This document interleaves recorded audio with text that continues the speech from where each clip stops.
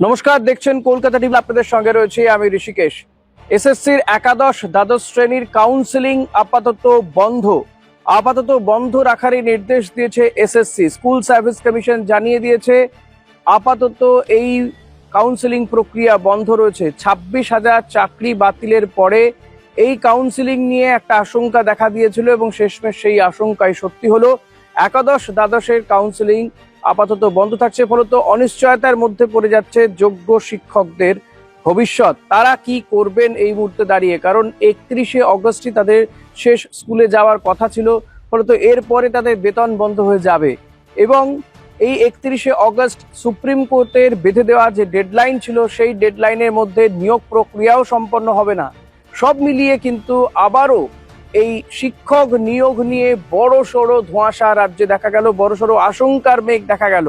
কারণ আমরা জানি যে মধ্যশিক্ষা পর্ষদ তারা ইতিমধ্যেই জানিয়ে দিয়েছে যে পুলিশি ভেরিফিকেশন, মেডিকেল ভেরিফিকেশন তারা বন্ধ রাখছে, নিয়োগ প্রক্রিয়া বন্ধ রাখছে। এবার একাদশ দ্বাদশ শ্রেণীরও নিয়োগ প্রক্রিয়ার কাউন্সেলিং সেটা বন্ধ রাখলো, এমনটা কিন্তু এসএসসি তারা নোটিফিকেশন জারি করে জানিয়ে দিয়েছে। কি কারণে এই কাউন্সেলিং বন্ধ রাখা হচ্ছে?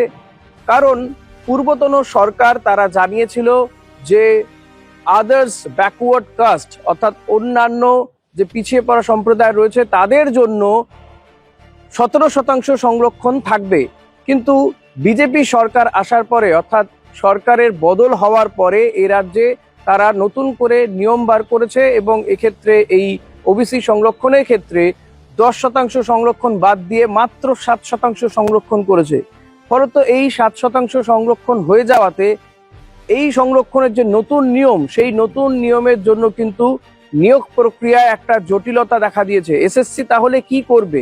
17% সংরক্ষণের তারা তো নোটিফিকেশন জারি করেছিল, সেই মতন নানান কাজ শুরু হয়ে গিয়েছিল, পরীক্ষা হয়ে যাওয়ার পরে নিয়োগ চলছিল, কাউন্সিলিং পর্যন্ত শুরু হয়ে যাবে এমনটা কিন্তু জানা গিয়েছিল, কিন্তু শেষমেশ আপাতত স্থগিত রাখে একাদশ দ্বাদশের কাউন্সিলিং। ফলত নতুন নিয়ম নিয়ে এবং এই যে জটিলতা তৈরি হলো, ডেডলাইন 31শে অগস্টের মধ্যে নিয়োগ প্রক্রিয়া শেষ হবে না, তা নিয়ে আইনি পরামর্শ নিতে শুরু করেছে স্কুল সার্ভিস কমিশন। কারণ তারা এই বিষয়টি সুপ্রিম কোর্টকে জানাবে যে কোনোভাবেই 31শে অগস্টের মধ্যে এই নিয়োগ প্রক্রিয়া সম্পন্ন হওয়া সম্ভব নয়।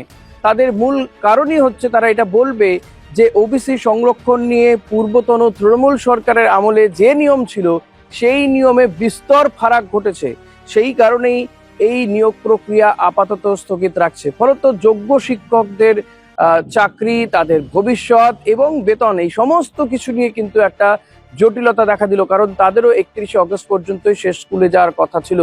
অনেক টালবাহানার পরে 26,000 চাকরি বাতিল হয়ে যাওয়ার পরে নতুন করে বিজ্ঞপ্তি জারি হয়, পরীক্ষা দেওয়া হয়, তারপরে আবার নিয়োগ প্রক্রিয়া শুরু হয়েছিল। কিন্তু কোথাও গিয়ে দেখা গেল যে বছর ঘুরলেও, সরকার পরিবর্তন হলেও শিক্ষক শিক্ষিকাদের, এ রাজ্যের যে শিক্ষক শিক্ষিকা তাদের ভাগ্য পরিবর্তন হলো না কোনোভাবেই।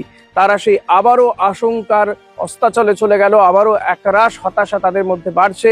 আবারও কি তারা বৃহত্তর আন্দোলনের পথে হাঁটবে, নাকি সরকার এক্ষেত্রে পরিত্রাতা রূপে দেখা দেবে, নতুন কোনো পন্থা বেরিয়ে আসবে? আইনি পরামর্শ নিচ্ছে সরকার বা এসএসসি স্কুল সার্ভিস কমিশন, তারা আইনি পরামর্শ নিচ্ছে। পথ কি বেরোবে দেখা যাক, সেদিকে আমাদের নজর থাকবে। পরবর্তী আপডেটের জন্য আপনাদের নজর থাকুক কলকাতা টিভিতে, রাত দিন 7 দিন।